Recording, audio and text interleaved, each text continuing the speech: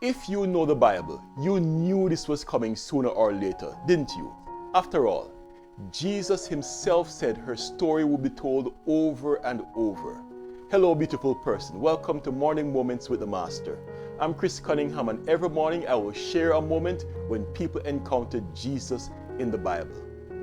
Jesus had recently raised Lazarus from the dead, and Lazarus' sister Mary was so filled with gratitude and so blessed to know the Messiah that she wanted to do her best to show her appreciation. But what do you give to the promised Messiah? How do you give a significant gift to the giver of all good gifts?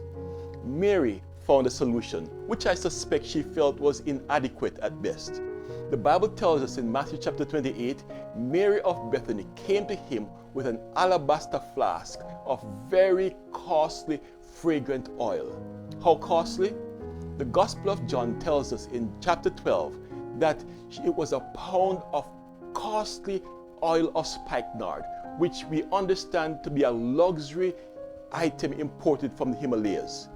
Judas Iscariot, who later betrayed Jesus, hypocritically complained that it would have been sold for 300 denarii, which is about 300 days' wages. In today's term, assuming a modest modern annual laborer's income, that would be about $30,000 to $40,000. And what did Mary do with the fragrant oil? Matthew tells us that she poured it on Jesus' head. The Gospel of John also tells us that she poured it on his feet, and then she wiped his feet with her hair. Why? Because for Mary, Jesus was worth it all. This wasn't just a gift, it was worship, intimate, sacrificial, and undignified by human standards. She didn't count the cost. She gave her best to the one who had given her everything. And the fragrance, it filled the house. Real worship always leaves behind a trail. Here's a challenge for you and for me. What is my worship costing me? Am I giving Jesus my leftovers or my best? True devotion always is practical.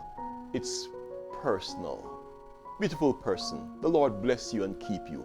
The Lord cause his face to shine upon you and be gracious unto you. The Lord lift up the light of his countenance upon you and give you his shalom, shalom, his perfect peace. Subscribe to this channel and meet me here every morning for more morning moments with the Master. Walk good.